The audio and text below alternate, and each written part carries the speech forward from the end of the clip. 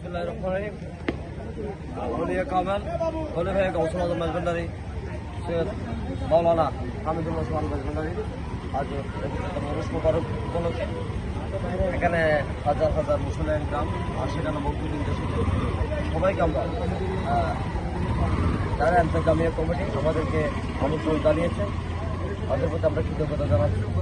বিশেষ করে বাংলাদেশ জাতীয়তাবাদী দল আমাদের উপজেলা পরিবারকে জানিয়ে থাকি। আমরা আল্লাহর ওলিদের সৌবত পাওয়ার জন্য সবসময় আউলিয়া ইকরামকে আমরা শ্রদ্ধা করে ওনাদেরকে আমরা আমাদের শ্রদ্ধা থাকে। কারণ যুগে যুগে আউলিয়া ইকরামরাই ইসলামকে আলোকিত করেছে, অন্ধকারাচ্ছন্ন সমাজ ব্যবস্থাকে আলোকিত করেছে। ওলামায়ে ইকরাম এবং আউলিয়া ইকরামের মাধ্যমে ইসলাম উজ্জীবিত হয়েছে।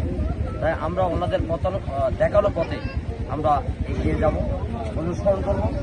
একটি ইনসাফ ভিত্তিক যেটা জীবন ব্যবস্থা, সেই ব্যবস্থা সবসময় সুফিবাদ আউলিয়া ইকরামরা দেখিয়ে গেছেন। আজ মহান সৈয়দ হামিদুল্লাহ আল মাঝভান্ডারীর রুশ মোবারক উপলক্ষে যারা আসছে সকলের প্রতি আমরা শ্রদ্ধা এবং সালাম জানাই। এবং বাড়িগোলাবাসীকে বিশেষ করে এই অঞ্চলটা একটু আমাদের ভৌগোলিকভাবে হাটাজারি উপজেলার মানচিত্র থেকে আমাদের গাড়ি হয়ে ঘুরে আসতে হলে বুধরাঘাট দিয়ে রাওজান হয়ে আসতে হবে। এই অঞ্চলের মানুষের প্রাণের দাবি একটা ব্রিজ হওয়া।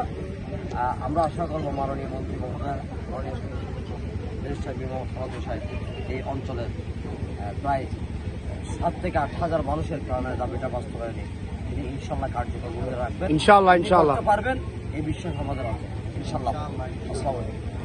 বক্তব্য রেখেছেন এখন ইয়াজ ভাই, আগামী উপজেলার চেয়ারম্যান আমাদের, ইনশাল্লাহ সবাই দোয়া করবেন।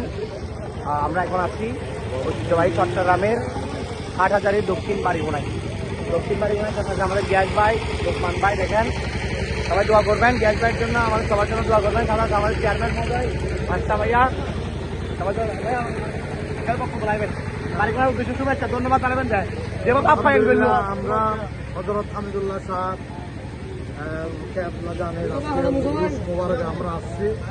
আজকে আমরা এখানে আমন্ত্রিত হয়ে আসছি। আমরা আল্লাহ আসার তৌফিক দান করছি, আলহামদুলিল্লাহ। সকাল আমরা এই এলাকাবাসীকে ধন্যবাদ জ্ঞাপন করতেছি।